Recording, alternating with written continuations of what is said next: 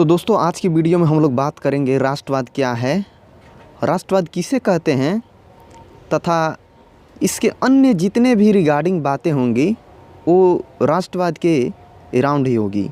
तो आप लोग चैनल को सब्सक्राइब कर लीजिएगा और आपको ये वीडियो कैसे लगता है कमेंट सेक्शन में ज़रूर बताइएगा दोस्तों। तो चलिए बिना देरी के स्टार्ट करते हैं आज का हमारा टॉपिक नेशनलिज़म।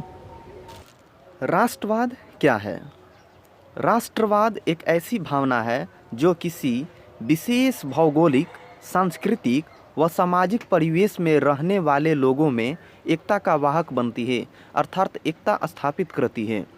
प्रसिद्ध जर्मन कवि एवं चिंतक फ्रेडरिक वॉन श्लेगल के अनुसार राष्ट्रवाद नस्लीय श्रेष्ठता, रक्त और भाषा की शुद्धता तथा राष्ट्रीय आत्मा के विचारों पर आधारित होता है। What is nationalism? Nationalism is such a feeling that becomes a carrier of unity among the people living in a particular geographical, cultural and social environment that is establishes unity. According to the famous German poet and thinker Friedrich von Schlegel, nationalism is racial superiority, purity of blood and language, and is based on the ideas of the national spirit। कहने का मतलब ये है कि हम सभी को अपने जीवन में कभी ना कभी अपने देश के प्रति ईमानदारी दिखानी पड़ती है। इस तरह से किसी मनुष्य के अंदर अपने देश के प्रति वफादारी का होना ही राष्ट्रीयता या राष्ट्रवाद के रूप में जाना जाता है। एक राष्ट्रवादी व्यक्ति वही होता है जिसे अपने देश से प्यार है। इस प्रकार से आपने विभिन्न तरह के उपन्यासों, कविताओं, भाषणों, समाचार पत्रों और फिल्मों में भी देख सकते हैं। लेकिन क्या कभी आपको हैरानी नहीं होती है कि ये सब आखिर शुरू हुआ कैसे? राष्ट्रीयता की बात है तो जहाँ तक इसका इतिहास के बारे में और ये मतलब इसके क्या पुराने विचार हैं उन सभी चीज़ों पे बात करें तो राष्ट्रीयता शब्द, जैसा कि आपको पहले ही बताया जा चुका है, राष्ट्रीयता का मतलब अपने देश के प्रति वफादारी होता है।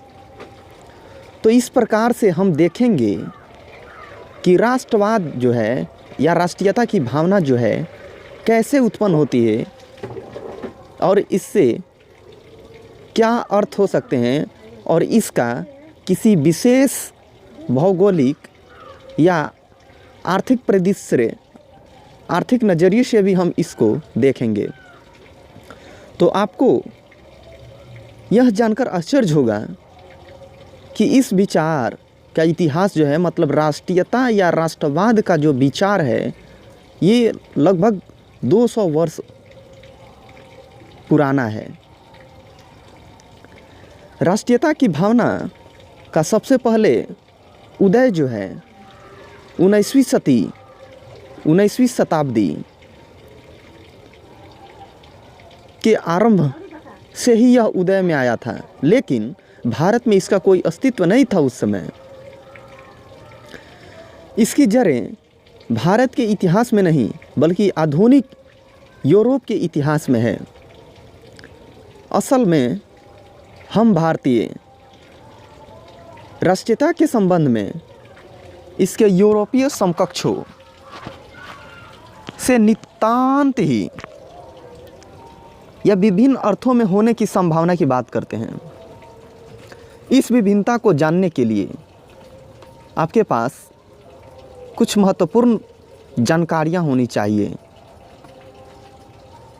यूरोप में जिन परिस्थितियों में राष्ट्रवाद का उदय होता है उससे कई तरह की क्रांतियां उत्पन्न होती हैं।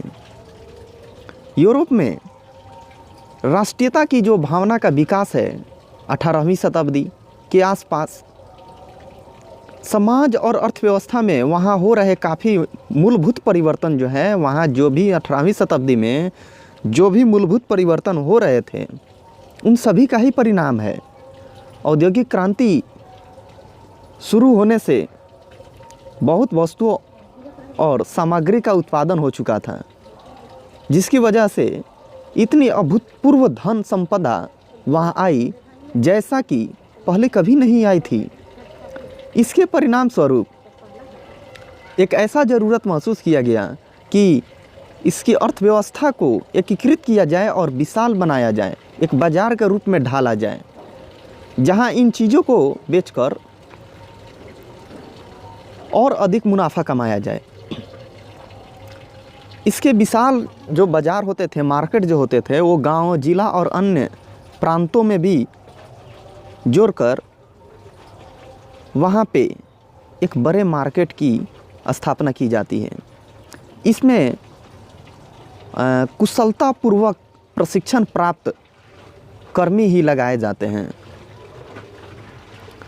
इसी कारण से एक भावना उत्पन्न होती है जो एक भाषा पर केंद्रित समान शैक्षिक केंद्रों की आवश्यकता महसूस करती है।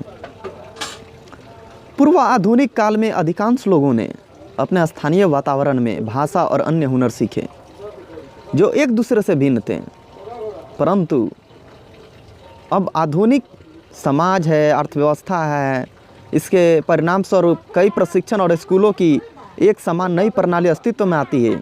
इस प्रकार इंग्लैंड में अंग्रेजी भाषा में, फ्रांस में फ्रांसीसी और जर्मनी में जर्मन भाषा इन देशों की प्रमुख भाषा बन गई।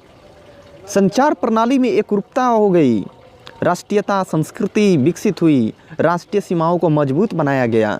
इन सीमाओं के भीतर रहने वाले लोगों ने स्वयं को अन्य देशों की सीमाओं से जोड़ना शुरू कर दिया। सांस्कृतिक दृष्टि से भी इन लोगों ने खुद को समान व्यक्तियों की तरह और अन्य समुदायों के तरह समझना शुरू किया। यानी कि अंग्रेज़ों ने खुद को दूसरों से भिन्न रूप में अंग्रेज होने की पहचान दे दी और इंग्लैंड की भौगोलिक सीमाओं का वासी समझकर उसके साथ स्वयं को भी जोड़ लिया। जर्मन और फ्रांसीसियों ने भी ऐसा ही किया। राष्ट्रीयता के विचार की शुरुआत